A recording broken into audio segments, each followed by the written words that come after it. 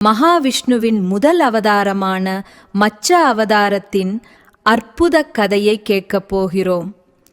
இந்த கதை ஒரு சிறிய மீன் எப்படி உலகத்தையே காப்பாற்றியது என்பதை கூறுகிறது. வாங்க கதைக்குள் போகலாம். பல ஆயிரம் ஆண்டுகளுக்கு முன்பு சத்யவிரதன் என்ற நல்ல மனம் கொண்ட ஒரு ராஜா இருந்தார். அவர் தினமும் ஆற்றங்கரையில் சென்று தவம் செய்து இறைவனை வழிபடுவார். ஒரு நாள் அவர் கையில் தண்ணீர் எடுத்து கொண்டிருந்த போது ஒரு சின்னஞ்சிறிய மீன் அவரது கரங்களில் துள்ளி விழுந்தது. அந்த மீன் மெதுவாக பேசத் தொடங்கியது. அரசே, என்னை காப்பாற்றுங்கள்.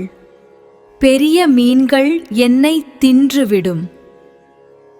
இதை கேட்ட ராஜா ஆச்சரியப்பட்டார். ஆனால் கருணையுடன் அந்த மீனை ஒரு சிறிய பாத்திரத்தில் வைத்தார். ஆனால் மறுநாள் காலை அந்த மீன் அந்த பாத்திரத்தை விட மிக பெரியதாக வளர்ந்துவிட்டது. ராஜா அதை பெரிய குடுவையில் வைத்தார். சில மணி நேரங்களில் அதுவும் சிறியதாகிவிட்டது. பிறகு குளத்தில் வைத்தார். அதுவும் போதவில்லை. பின்னர் ஆற்றில் விட்டார்.